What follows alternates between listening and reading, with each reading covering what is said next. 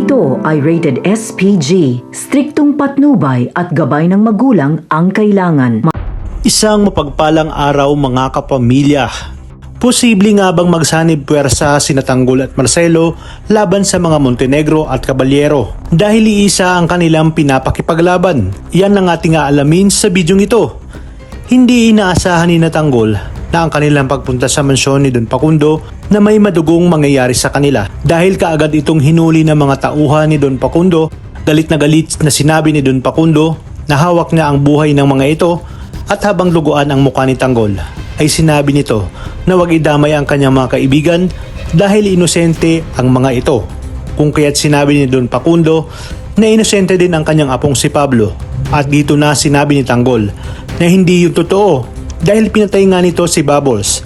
Kaya naman, dito biglang napatingin si Marcelo at nabigla. Habang pinapahirapan si Tanggol ay lumusob naman ang mga Montenegro sa mansyon ng mga Caballero. At dito dumanak ang madugong giyera. Inutos ni Bulet sa kanilang mga tauhan na patayin lahat ng mga tauhan ni Don Facundo.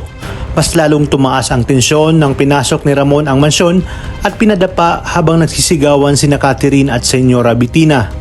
Ayon kay Ramon, kapag hindi inilabas si Facundo ay mauubos silang lahat.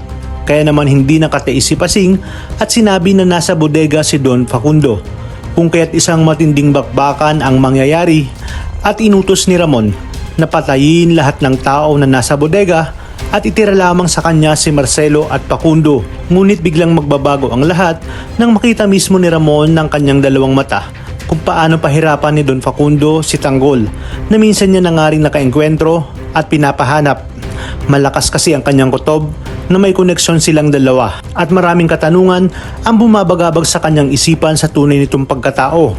Sa kabilang banda, magbabago na ang lahat dahil sa pagkakataong ito ay hindi kakampihan ni Marcelo at Madonna si Don Facundo matapos niyang malaman na si Pablo ang dahilan ng pagkamatay ng kanyang anak at ipinaghiganti lamang ito ni Tanggol.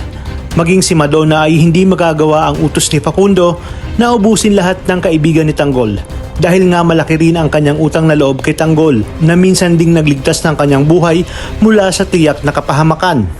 Dito na kaya tutulungan ni Ramon si Tanggol at dadalhin sa mansyon. Malalaman na kaya ni Tanggol at Ramon ang kanilang koneksyon sa isa't isa sa oras na isama ni Ramon si Tanggol sa kanilang mansyon at dito na matatapos ang katarantaduhan at pagpapanggap ni David kasama nga itong si Olga.